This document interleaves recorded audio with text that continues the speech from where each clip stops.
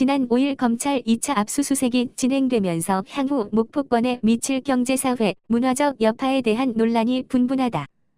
검찰의 수사 방향에 따라 원도심 문화재 지정 거리 자체가 타격을 받을 가능성도 현재로서는 무시할 수 없는 실정이다.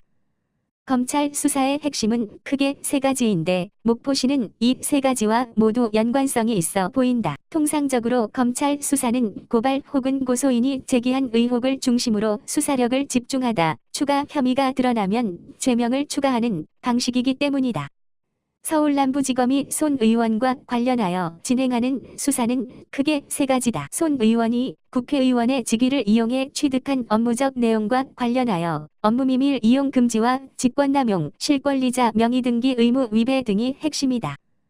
검찰이 중점적으로 들여다보고 있는 의혹은 손 의원이 업무상 취득한 정보를 이용해 목포 근대역사문화공간이 문화재로 지정되기 전에 재산을 불리려고 해당 지역 부동산을 사들였는지 여부다. 서울남부지검 측을 출입하는 중앙언론 기자들은 검찰의 수사 방향은 무조건 손혜원 의원이 직무상 권한을 이용해 목포 문화재 거리가 문화재로 지정되도록 압력을 행사한 것이 핵심이다며 만약 이러한 직위를 활용해 가옥을 대량 매입하고 추후 문화재청 직원들에게 압력을 가해 문화재 거리로 지정될 요건을 갖추지 못했는데 문화재 거리로 지정되도록 유도했다면 직권남용 혐의도 추가 적용될 가능성에 무게를 두고 있는 것으로 안다고 수사 방향을 일부 귀뜸했다. 특히 손 의원은 조카에게 증여하는 방식으로 창성장을 매입하게 했다면 부동산 실명법 위반이 아닌지 들여다볼 가능성이 높다. 이번에 창성장과 손소영 갤러리를 압수수색한 것은 이러한 혐의와 연관성이 깊다. 문화재 지정과 관리를 담당하는 문화재청이 문화체육관광위원회의 피감기관인 만큼 손 의원이 관련 내부 정보를 사전에 취득했다면 업무상 비밀 이용을 금지한 부패방지법 위반이 될 수 있다.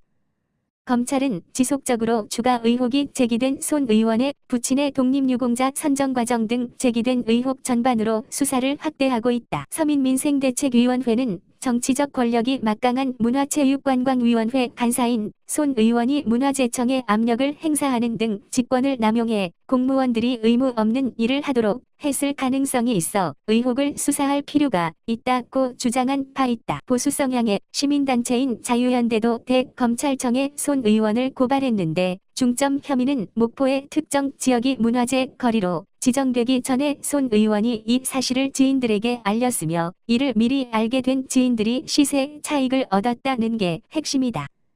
모두 목포 문화재 거리 지정 및 이에 따른 손 의원의 사익 추구 여부와 관련이 있어 목포시는 검찰 수사의 핵심 선상에 올라 있다고 해도 과언이 아니다. 검찰은 실제 손 의원이 발의한 문화재보호법 개정안 직후 문화재청의 현장 조사가 형식 수준에 머물렀다는 지적이 제기됨에 따라 이에 대한 수사도 진행할 것으로 보인다.